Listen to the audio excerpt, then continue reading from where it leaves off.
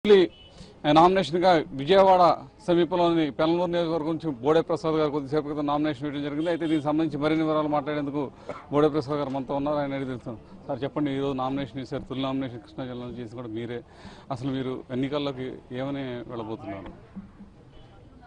2014 ఎన్నికల్లో నా మీద నమ్మకంతో, ఒక విశ్వాసంతో పెనమలూరు నియోజకవర్గంలో భారీ మెజార్టీనిచ్చి కృష్ణా జిల్లాలో కానీ, గుంటూరు కానీ, లేకపోతే ఇటు వెస్ట్లో కానీ అత్యధిక మెజార్టీనిచ్చి గెలిపించారు. నేను ఆ రోజున శాసనసభ్యుగా ఎన్నికైనాక ప్రతి చోట కూడా ఒకటే మాట చెప్పాను. ఈరోజు శాసనసభ్యునయ్యాను, మళ్ళీ వారం రోజుల్లో ఎన్నికలు వస్తే ప్రజల దగ్గరికి వెళ్ళి ఏ విధంగా పనిచేస్తామో అదే విధంగా ఈ 5 సంవత్సరాల్లో పనిచేస్తాను.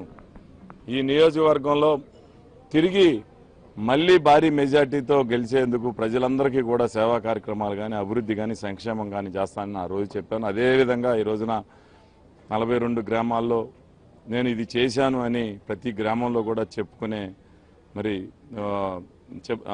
అభివృద్ధిని నేను చెప్పగలను. కానీ గత 5 సంవత్సరాలు మంత్రిగా, శాసనసభ్యునిగా, ప్రతిపక్ష నాయకునిగా ఉన్న వ్యక్తి ఎక్కడా కూడా ఈ గ్రామంలో ఇది చేశాను అని చెప్పుకోలేని పరిస్థితుల్లో ఉండి ఈరోజు కులం పేరు చెప్పుకొని ఓట్లు అడుగుతా ఉన్నాడు. మతాలు కులాలు రెచ్చగొట్టి ఈరోజు ఓట్లు అడుగుతా ఉన్నాడు. దమ్ముంటే నీ అడ్రస్ చెప్పి, లేదు నువ్వేం చేసావో చెప్పి, ఏం చేయబోతున్నావో చెప్పి ప్రజల దగ్గరికి ఓటు అడగాలి. ఈ రోజున నేను ధైర్యంగా చెప్పగలను, నేను ఈ నియోజకవర్గంలోనే పుట్టా, ఇక్కడే ఉంటా, ప్రజలందరికీ ప్రతిక్షణం అందుబాటులో ఉంటున్నా, గ్రామాల్లో తిరుగుతూ ఉన్నా. నీవు అభివృద్ధి చేయలేదు, సంక్షేమం చేయలేదు, సేవా కార్యక్రమాలు ఆ రోజు నీ తండ్రి పివి నరసింహారావు గారిని ప్రధానమంత్రిగా చేయడానికి ఆ సమయంలో పార్లమెంటు సభ్యుడిగా అమ్ముడు పోయి 1000 కోట్ల ఆస్తులు సంపాదించుకొని నీకు వారసత్వంగా వచ్చిన ఆస్తిలో ఏ వెనకబడిన తరగతుల వారికి కానీ, నీ బంధువులకు కానీ ఎక్కడైనా ₹1 దానం చేశావా అని చెప్పి ప్రశ్నిస్తా ఉన్నా. ఈరోజు కులం పేరెత్తి ఓట్లు అడుగుతా ఉన్నావు. నీకు కులం పేరు ఎత్తే హక్కు లేదు.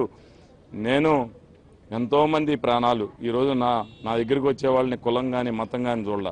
ఎవరైనా సరే పేదరికం నుంచి వస్తే వారికి నేను ఆదుకోవటం, వారిని వాళ్ళకి ఏమన్నా స్వయం ఉపాధికి అందుకు సహాయం చేయటం కానీ నేను చేశాను తప్పితే. అంటే ప్రధాన పోటీ ఎవరి మధ్య ఉండబోతుందంటారు? ఎందుకంటే జనసేన ఉండదు అనుకుంటున్నారా, లేకపోతే వైఎస్ఆర్ పార్టీ, వీటిలో ఏది ఉండదు? నేనైతే పోటీ అనే నా మీద పోటీ అనేది నేను ఎవరు కూడా ఉన్నారని నేను అనుకోవట్లేదు. ఇక్కడ పెనమలూరు నియోజకవర్గంలో ఏకపక్షంగానే ఎన్నిక ఉంటుందని నేను భావిస్తా ఉన్నాను. ఎందుకంటా ఉన్నానంటే నాకు ఒక కాన్ఫిడెన్స్, నమ్మకం. ఈ 5 సంవత్సరాలు నేను ఏ విద్యార్థి అయినా సరే స్కూల్కి వెళ్ళి సంవత్సరం అంతా కష్టపడి చదువుకొని ఎగ్జామ్ రాస్తే ఏ విధంగా రిజల్ట్ చూడకుండానే నాకు ఈ మార్కులు వస్తాయని చెప్పగలను. అదేవిధంగా నేను చెప్పగలను. ఈ 5 సంవత్సరాల్లో ప్రజల మధ్య ఉన్న కష్టం చేశా, సేవ చేశా, అభివృద్ధి చేశా, సంక్షేమం చేశా. ప్రజల దగ్గర రిజల్ట్ ప్రజలు తీర్పునివ్వబోతా ఉన్నారు. ఈరోజు ఏదైతే చెప్పానో రేపు ఎగ్జామ్లో పిల్లలకి రిజల్ట్ ఏ విధంగా చదువుకున్న విద్యార్థికి వస్తుందో అదేవిధంగా కష్టపడిన నాకు రేపు రిజల్ట్ రూపంలో అత్యధిక మెజార్టీనిచ్చి పెనమలూరు నియోజకవర్గం నుంచి గెలిపించబోతా ఉన్నారని తెలియదు. సీనియర్ లీడర్ ఎవరైతే ఉన్నారో వైసీపీ, ఆయన ఈసారి పోటీగా పెట్టబోతున్నారు. ఎందుకంటే దాదాపు ఇదివరకు మంత్రి చేసిన అతను ఇక్కడ మీకు ఎదురుగా ప్రతినిధిగా నిలబోతున్నారు. సీనియారిటీ కాదు, సీనియారిటీ అనేది అభివృద్ధిలో కానీ, సంక్షేమంలో కానీ, సేవా కార్యక్రమాలు అతను ఏదీ లేదు. ఓన్లీ రాజకీయ చరిత్రలో సీనియారిటీ ఉంటే సరిపోదు. నా వెనకమాలు ఉన్నారు. అతను సామాజిక వర్గం నుంచే నేను మార్కెట్ యార్డ్ చైర్మన్ చేశాను, లేకపోతే ఎంతోమందికి ఈ రోజుకి కూడా పేద రోగుల్ని ఆదుకుంటా ఉన్నాను.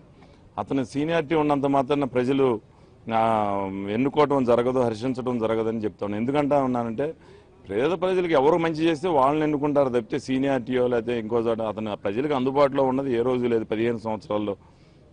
అతనికి ఎందుకు ఓటేయాలని ఆలోచన చేస్తే అతనికి ఎందుకు ఓటేయాలి అని అంటే ప్రజలు ఎందుకు ఓటేయాలో కూడా తెలియని పరిస్థితి ప్రజల్లో కూడా ఉంది. ప్రధానంగా చూసుకుంటే ఈరోజు మీకు ఎలా వచ్చింది రెస్పాన్స్? ఎందుకంటే తొలి నామినేషన్ రెస్పాన్స్ కూడా అనూహ్యంగా వచ్చిందని చెప్తున్నారు. అపూర్వ స్పందన. నేను కూడా ఎక్స్పెక్ట్ చేయలే. నేను ఒక 2-3 వేల మంది వస్తారని మంచినీరు ఏర్పాటు చేశాం, కానీ దాదాపు 10,000 మంది వచ్చారు. నిజంగా స్వచ్ఛందంగా తరలి వచ్చారు అంటే ప్రతి కార్యకర్తకి నేను ఎంతో రుణపడి ఉన్నా.